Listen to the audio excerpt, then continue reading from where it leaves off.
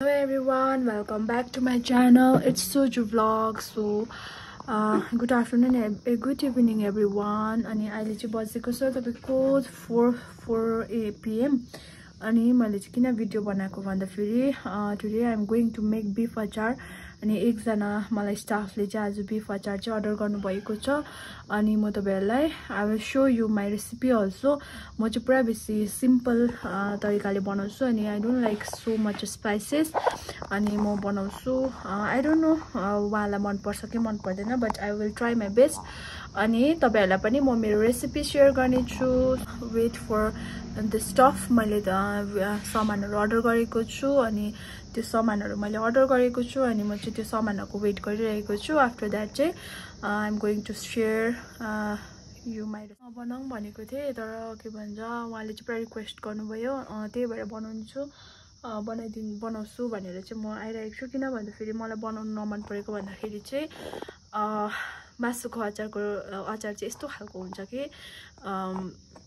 त्यो बनाउँदा फेरि चाहिँ अब सामान पनि त्यतिकै लागेको हुन्छ. मासु चाहियो है, तेलहरु चाहियो अनि त्यसमा अरु इन्ग्रेडिएन्ट्सहरु हुन्छ अनि त्यसमा चाहिँ के हुन्छ भन्दा फेरि चाहिँ बेसी त्यसमा बनाउँदा बनाउँदै कम्ती घटेर जान्छ अनि बेसी दाम गर्दा फेरि पनि अप्ठेरो हुन्छ अनि कम्ती त्यो अचारै कम्ती सामान दिउँ भन्दा फेरि पनि उनीहरुलाई आँखा लाग्दैन अनि बेसी दिउँ तर कम्ती दाम गरौँ भने पनि आफूलाई नोक्सान हुन्छ है. त्यो चाहिँ त्यस्तो खालको अनि कोहीले चाहिँ आँखै लाग्दैन के त कोहीले चाहिँ पुरा बेसी अब भनिरहेको हुन्छ कति कम्ती भनेर तर बनाउनु पुरा मेहनत छ अनि त्यसको प्लस त्यसको दामहरु पनि निकै बेसी छ. त्यही भएर चाहिँ मलाई चाहिँ बनाउन नमन परेको अनि मलाई पनि अब कम्ती दिदा फेरि कस्तो लाग्छ अनि बेसी दाम गर्नु पनि अप्ठेरो हुन्छ. त्यही भएर चाहिँ नबनाऊँ भनेको थिए तर उहाँले रिक्वेस्ट गर्नुभयो अनि मैले चाहिँ उहाँलाई अगाडि नै भनिसकेको छु कि मासुको अचार चाहिँ यस्तो हुन्छ पुरा गर्छ भनेर अनि लेट्स होप म तपाईहरुलाई शेयर पनि गर्ने छु कसरी गर्छ कति हुन्छ भनेर.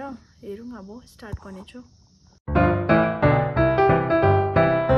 चाहिँ म तपाईहरुलाई यहाँनिर फुल देखाउने छु. बाजुले रोप्नु भएको फुल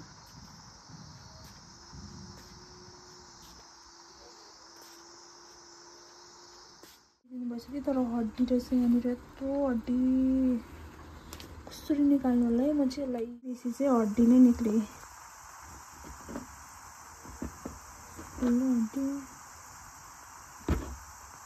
यहाँनिर चाहिँ मैले कसले बोलाएको छु भने चाहिँ हेल्प बाम्पो घरबाट लिली यहाँबाट आउनु भएको छ. यति साह्रो चाहिँ बेन्सिङ सरलाई चाहिँ के चाहिँ खानु मन परेको होला यस्तो यहाँनिर मासु चाहिँ हिँडेर आएको म परबाट यहाँ बेन्सिङ सरको भात रुचेन भने चाहिँ घाँटीमा बाम्फोकले दिएर मिठो भएन भने बनाइदिन्छु. बेन्सिङ सरको यहाँ मासुको अर्डर रहेछ अचारको हो.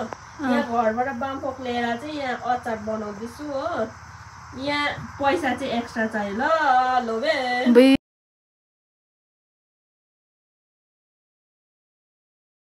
के भन्छ त्यो मसलाहरु बनाउँछु.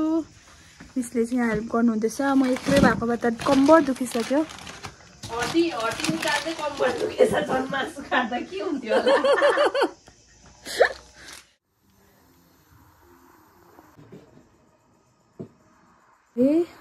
टर्मरिक र सल्ट लगाएर म्यारिनेट गरेको छु. अब यहाँनिर फ्राई गर्न आँटेको.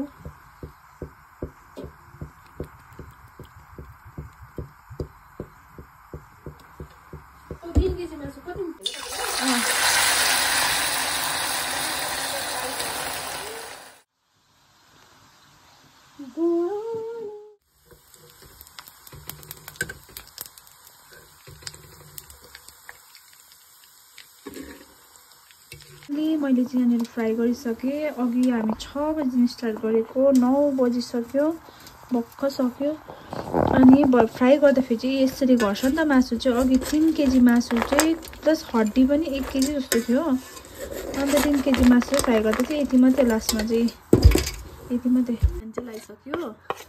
अब यो अदरक लसुन चाहिँ अलिकति मात्रै लगाएँ अदुवा चाहिँ लगाइनँ मैले अनि म अब यसमा अरू मसलाहरू लाउँछु.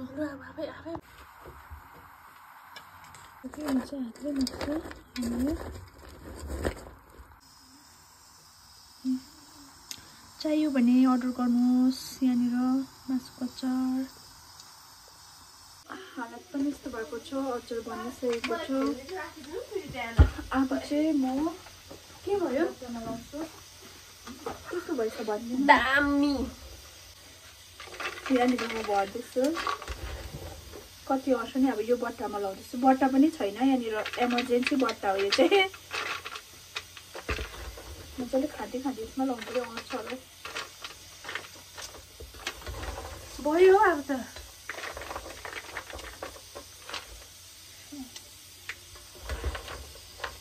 तेल पनि हाल्नुपर्छ मुनिको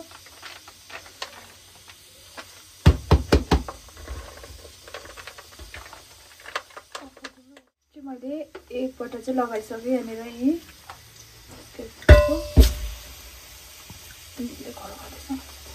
अब यति उब्रेको छ यो चाहिँ म यो बट्टामा लगाउँछु बट्टै छैन सो कति बेसी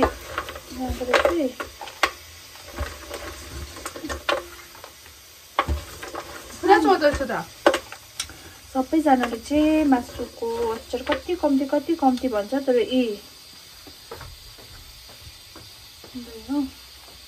यो र यो बट्टामा भयो हड्डी नै त अन्त 1 केजी हड्डी पनि उसिन्दैछु म सिटी लाउँदैछु हड्डी नै त अन्त 1 केजी जस्तो थियो उयो गर्छ पुरा आँखै लागेन है यति मात्र तर पुरा खाँदिएको छ नि है म चाहिँ बन्द गरिदिनु यो पनि बन्द गरिदिनु पुरा खाँदिएको छु पुरा यो पनि बन्द गरिदिनु यहाँ परेको छ उयो त्यो हेर एक दुईवटा चाहिँ चाख्नुको लागि छैन त्यो पनि देखाइदिनु यहाँनिर कति भयो भनेर यति भएको छ 3 केजीको त्यो हड्डीहरू सबै निकालेर म चाहिँ चाख्दैछु ल यहाँ ओके आजको भिडियो त्यति नै अब हामी सुप बनाएर खान्छ अनि भोलि म सोध्छु कस्तो भयो भनेर टेस्ट गऱ्यो भनेर इफ तपाईँहरूलाई पनि मासुको अचार बनाउनु अर्डर गर्नु मन छ भने चाहिँ अर्डर गर्दा हुन्छ ओके बाई बाई